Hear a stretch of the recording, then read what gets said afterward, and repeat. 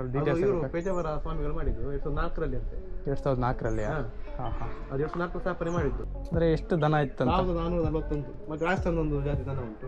ಹಾಂ ಹಾಂ, ರಾಜಸ್ಥಾನದ್ದು ಮತ್ತೆ ಗೀರು, ಗಿರ್ತಳಿ, ಹಳ್ಳಿಕಾರು, ಮಹಾರಾಷ್ಟ್ರದ 2 ದನ ಉಂಟು. ಅದು ಜಾತಿ ಹೆಸರು ಗೊತ್ತಿಲ್ಲ ಅಂತ. ಅಂದರೆ ಅದರ ಖರ್ಚು ವೆಚ್ಚ ಎಲ್ಲ ಯಾವ ರೀತಿ?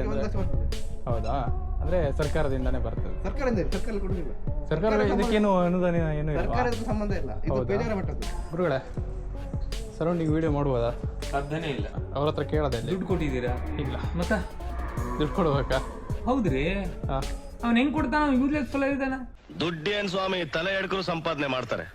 ಜನರನ್ನ ಜಾಗೃತರನ್ನಾಗಿ ಮಾಡೋದು ಅದೇ ನಮ್ಮ ಉದ್ದೇಶ. ನಮಸ್ಕಾರ ಗುರುಗಳೇ, ಎಲ್ಲರೂ ಹೇಗಿದ್ದೀರಾ? ನಾನಂತೂ ಸುಮಾರಾಗಿದ್ದೀನಿ. ನೀವೆಲ್ಲರೂ ಕೂಡ ಚೆನ್ನಾಗಿರ್ಲಿ ಅಂತ ದೇವರ ಹತ್ರ ಕೇಳ್ಕೊತೀನಿ. ಪ್ರಪಂಚದಲ್ಲಿ ಅತ್ಯಂತ ಪುಣ್ಯದ ಕೆಲಸ ಅಂದ್ರೆ ಹಸಿದವರಿಗೆ ಊಟ ಹಾಕೋದು. ಅದಕ್ಕೆ ಸಮನಾದ ಇನ್ನೊಂದು ಪುಣ್ಯದ ಕೆಲಸ ಅಂದ್ರೆ ದನವನ್ನ ಸಾಕೋದು. ಮೊದಲೆಲ್ಲ ಸಾಮಾನ್ಯವಾಗಿ ಎಲ್ಲರ ಮನೆಯಲ್ಲೂ ದನಗಳನ್ನ ಸಾಕ್ತಾ ಇದ್ರು. ಬರ್ತಾ ಬರ್ತಾ ಜನರೇಷನ್ ಅಪ್ಡೇಟ್ ಆಗಿ ಇವಾಗ ಬೇರೆ ಬೇರೆ ಜಾತಿಯ ನಾಯಿಗಳನ್ನ ಸಾಕ್ತಾ ಇದ್ದಾರೆ. ಇವತ್ತು ನಾನು ಕರ್ಕೊಂಡು ಹೋಗ್ತಿರೋ ಗೋಶಾಲೆಯಲ್ಲಿ 100 ಅಲ್ಲ 200 ಅಲ್ಲ, ಬರೋಬ್ಬರಿ 1441 ಬೇರೆ ಬೇರೆ ಜಾತಿಯ ದನಗಳಿವೆ. ಈ ಜಾಗದ ಸಂಪೂರ್ಣ ವಿವರವನ್ನು ನಿಮ್ಮ ಮುಂದೆ ತಂದಿಡ್ತೀನಿ. ಕೊನೆವರೆಗೂ ವಿಡಿಯೋನ ಸ್ಕಿಪ್ ಮಾಡದೆ ನನ್ನ ಜೊತೆನೇ ಹೆಜ್ಜೆ ಹಾಕಿ. ಈ ಗೋಶಾಲೆ ಇರೋದು ಉಡುಪಿ ಜಿಲ್ಲೆಯ ಬ್ರಹ್ಮಾವರ ತಾಲೂಕಿನ ನೀಲಾವರ ಎನ್ನುವಂಥ ಒಂದು ಊರಿನಲ್ಲಿ. ಬನ್ನಿ ಗೋಶಾಲೆ ಒಳಗಡೆ ಹೆಜ್ಜೆ ಹಾಕೋಣ.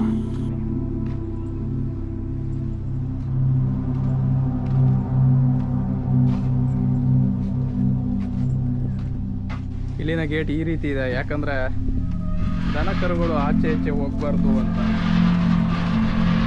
ಈ ಒಳಗಡೆ ಹೋದ್ರೆ ನೋಡ್ಬೋದು, ಎದುರುಗಡೆನೆ ಕುರಿನ ಆಡ, ಇದು ಆಡು ಮರಿ ಇದೆ. ಬಾ ಕುರಿ ಬಾ. ಹಾಗೆ ಮುಂದೆ ಬಂದ್ರೆ ಇಲ್ಲಿಯೂ ಸ್ವಲ್ಪ ದನಗಳಿದೆ. ಇದು ಯಾವ ಜಾತಿದು ಅಂತ ನೋಡೋಣ ಬನ್ನಿ. ಇದು ಗೀರ್ ತಳಿ ಅಂತ ಹೇಳ್ತೇವೆ, ಆ ಜಾತಿಯ ದನ. ಮತ್ತು ಉಳಿದಿದ್ದೆಲ್ಲ ಊರು ದನಗಳು ಅಂತ ಹೇಳ್ಬೋದು. ಹಾಗೆ ಕೆಳಗಡೆ ಹೋಗ್ತಾ ಇದ್ದೀನಿ. ಸರ್ ನಮಸ್ಕಾರ, ನನ್ನೊಂದು ಯೂಟ್ಯೂಬ್ ಚಾನಲ್ ಇತ್ತ, ಇಲ್ಲೊಂದು ಎಷ್ಟು ದನ ಇತ್ತು ಅಂತ ಅದ್ರ ಬಗ್ಗೆ ಸ್ವಲ್ಪ ಹೇಳ್ಬೋದಾ? ಯಾರು? ಹೌದಾ? ಯಾರು? ಭಟ್ರ? ಹೌದಾ? ನಮಸ್ಕಾರ, ಯೂಟ್ಯೂಬ್ ಚಾನಲ್ ಇತ್ತ, ಇಲ್ಲೊಂದು ಇದ್ರದ್ದು ವಿಡಿಯೋ ಮಾಡುವಂತ ಬಂದೆ. ಕ್ಯಾಮರಾ? ಹಾಂ, ಕ್ಯಾಮ್ರಾ. ಮೊಬೈಲ್ ಕ್ಯಾಮರಾ ಅಲ್ಲ, 360. ಇಲ್ಲೊಂದು ಎಷ್ಟು ದನ ಇತ್ತು ಅಂದ್ರೆ ಇದನ್ನ ಯಾರು ಸ್ಥಾಪನೆ ಮಾಡಿದ್ರು ಅದೊಂದು ಸ್ವಲ್ಪ ಡೀಟೇಲ್ಸ್. ಇವರು ಪೇಜಾವರ ಸ್ವಾಮಿಗಳು ಮಾಡಿದ್ದು 2004ರಲ್ಲಿ ಅಂತೆ. 2004ರಲ್ಲಿ? ಹಾಂ ಹಾಂ, ಅದು 2004 ಸ್ಥಾಪನೆ ಮಾಡಿದ್ದು. ಉಸ್ತುವಾರಿ ಅವರಿದ್ರು ಅವಾಗ, ಇವರಿದ್ರು ಹಿರಿಸ್ವಾಮಿ ಇದ್ರು, ತಿರುಗಿದ್ರು ಅವಾಗ. ಹೌದಲ್ಲ? ಅವರಿದ್ರು, ಉಸ್ತುವಾರಿ ಇವರು ವಹಿಸ್ಕೊಂಡಿದ್ದು. ಹೌದಾ? ವಿಶ್ವಪಾನ ಹಾಂ ಹಾಂ, ಅವರು ವಹಿಸ್ಕೊಂಡಿದ್ದು. ಹೌದಾ? ಹಾಂ. ಅಂದ್ರೆ ಎಷ್ಟು ದನ ಇತ್ತು? 1441. 1441 ಇತ್ತ? ಹಾಂ. ಇದು ಪುಂಗನೂರು, ತುಂಬ ಜಾತಿ ದನಗಳು ಅಲ್ಲ? ಇದು ಪುಂಗನೂರು. ಮತ್ತೆ ರಾಜಸ್ಥಾನದೊಂದು ಜಾತಿ ದನ ಉಂಟು. ಹಾಂ ಹಾಂ, ರಾಜಸ್ಥಾನದ್ದು ಮತ್ತೆ ಗೀರು, ಗಿರ್ತಳಿ, ಹಳ್ಳಿಕಾರು, ಹಳ್ಳಿಕಾರು. ಮಹಾರಾಷ್ಟ್ರದ 2 ದನ ಉಂಟು. ಅದು ಜಾತಿ ಹೆಸರು ಗೊತ್ತಿಲ್ಲ ಅಂತ. ಹೌದಾ? ದೊಡ್ಡದುಂಟು. ಹಾಂ ಹಾಂ. ಮತ್ತೆ ಎಮ್ಮೆ, ಆಡು, ಕೊಂಬಳದ್ದು ಕೋಣ 2 ಉಂಟು. ಅದು ಪೊಲೀಸರು ಸೀಸ್ ಮಾಡಿ. ಹೌದಾ? ಕೆಲವು ಪೊಲೀಸರು ಸೀಸ್ ಮಾಡಿ ತಂದು ಬಿಟ್ಟದ್ದು ಉಂಟು. ಕೆಲವೊಂದು ಆಕ್ಸಿಡೆಂಟ್ ಆಗಿದ್ದು ಆ ಥರದ್ದೆಲ್ಲ ತಂದು ಬಿಟ್ಟಿದ್ದಾರೆ ಈ ಕಡೆ. ಹೌದಾ?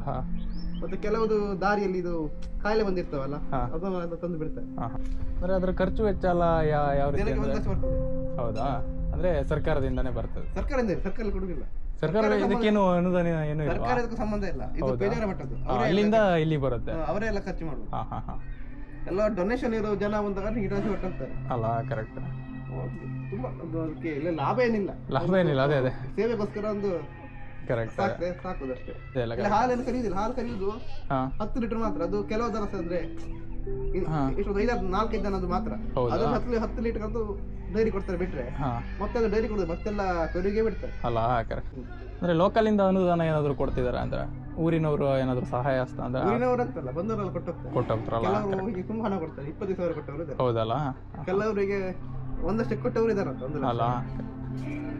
ಕೊಟ್ಟವರು ಕೆಲವು ಸಹಾಯ ಮಾಡಿದ್ದಾರೆ. ಸರಿ, ಅಡ್ಡಿಲ್ಲ. ನಿಮ್ಮ ಹೆಸರು? ಪೂರ್ಣಚಂದ್ರ ಅಂತ. ಸರಿ, ಥ್ಯಾಂಕ್ ಯು. ನೀವೇನಿಲ್ಲಿ ನೋಡ್ತಾ ಇದ್ದೀರಾ, ಈ ಕಟ್ಟಡ 3 ಅಂತಸ್ತಿದೆ. ಈ 3 ಅಂತಸ್ತಿನಲ್ಲೂ ದನಗಳನ್ನೇ ನೋಡಬಹುದು. ಬನ್ನಿ ಒಳಗಡೆ ಹೇಗಿದೆ ಅಂತ ತೋರಿಸ್ತೀನಿ. ಇದು ಬಂದರೆ ಗ್ರೌಂಡ್ ಫ್ಲೋರ್. ಇದರಲ್ಲಿ ಬೇರೆ ಬೇರೆ ಜಾತಿಯ ದನಗಳಿದೆ. ನನಗೆ ಜಾತಿ ಹೆಸರು ಯಾವುದು ಅಂತ ಸರಿಯಾಗಿ ಗೊತ್ತಿಲ್ಲ.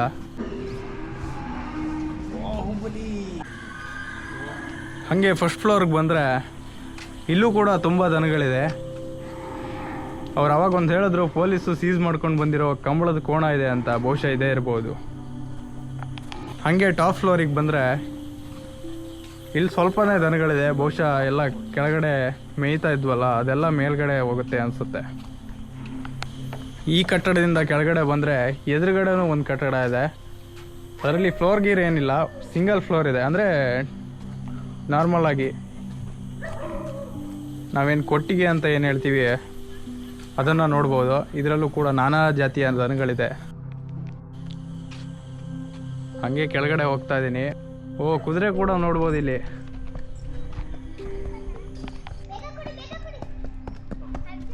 ಹಿಂಗೆ ಕೆಳಗಡೆ ಹೋದರೆ ನೀವು ಅಲ್ಲೊಂದು ಮಠನ ನೋಡ್ಬೋದು. ಅಂದರೆ ದೇವಸ್ಥಾನದ ರೀತಿ ಇದೆ. ಅಲ್ಲಿಗೂ ಕೂಡ ಕರ್ಕೊಂಡು ಹೋಗ್ತಾ ಇದ್ದೀನಿ, ಹೋಗೋಣ ಬನ್ನಿ. ಹಸುಗಳಿಗೆ ನೀರು ಕುಡಿಯೋದಕ್ಕೋಸ್ಕರ ಇದನ್ನು ಮಾಡಿದ್ದಾರೆ. ತುಂಬ ಚೆನ್ನಾಗಿದೆ. ನೋಡ್ಬೋದು ಇದು ದಾಸ್ತಾನು ಕೊಠಡಿ. ಇದರಲ್ಲಿ ಬಂದಿರೋ ಐಟಮ್ಗಳನ್ನೆಲ್ಲ ಇಳಿಸಿ ದನಗಳಿಗೆ ಹಾಕ್ತಾರೆ. ಇದು ನೋಡ್ಬೋದು ದೇವಸ್ಥಾನದ ಎಂಟ್ರೆನ್ಸು. ಕಲ್ಯಾಣಿಯ ಮಧ್ಯೆ ದೇವಸ್ಥಾನವನ್ನು ನೋಡ್ಬೋದು.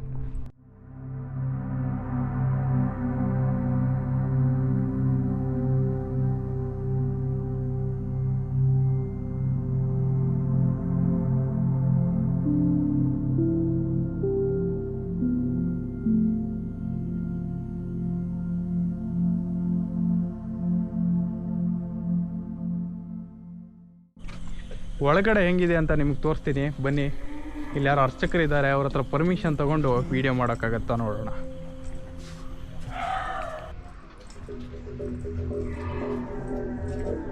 ಹೊರಗಡೆ ಸರೌಂಡಿಂಗ್ ವೀಡಿಯೋ ಮಾಡ್ಬೋದಾ? ಸಾಧ್ಯನೇ ಇಲ್ಲ. ಸದ್ಯ ಇಲ್ವಾ? ಅಂದರೆ ಈ ಕಡೆ ಒಳಗಡೆ ಅಲ್ಲ, ಜಸ್ಟ್ ನೀವು ಯಾವುದಕ್ಕೂ ಪರ್ಮಿಷನ್ ಇಲ್ಲ, ನೀವು ಅದನ್ನೇ ಮಾಡ್ತಿದ್ದೀರಾ ಕುತ್ಕೊಂಡು? ಹೌದಾ? ಅಪ್ರೂವಲ್ ಬೇಕು, ಅದಕ್ಕೆ ಲೆಟರ್ ಬೇಕು. ಹೌದು, ಅವ್ರ ಹತ್ರ ಕೇಳಿದೆ. ಓಕೆ ಸರೌಂಡಿಂಗ್ ಮಾಡಿ ಅಂತ ಹೇಳಿದ್ರು. ಅವ್ರ ಹತ್ರ ಕೇಳಿದೆ. ದುಡ್ಡು ಕೊಟ್ಟಿದ್ದೀರಾ? ಇಲ್ಲ. ಮತ್ತೆ ದುಡ್ಡು ಕೊಡ್ಬೇಕಾ? ಹೌದ್ರಿ.